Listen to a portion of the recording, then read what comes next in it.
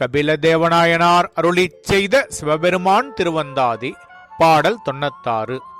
ஆராவெங் கூற்றுதைத்து ஆனைத்தோள் போர் துகந்தாங்கு ஆரார் சடையிற்கு அமையாதே ஆராத ஆணினத்தார் தந்தம் அணியிழையினார்க்கு அடிமை ஆணின் அத்தார் தவிர்ந்தவிர்ந்த ஆட்டு. இதன் பொருள், பசுக்களின் கழுத்தில் உள்ள மாலைகளாகிய மணிக்கட்டிய வடங்கள் அசைதலை ஒழிந்தன. பசுக்கள் கொட்டில்களில் சென்று அடங்கின.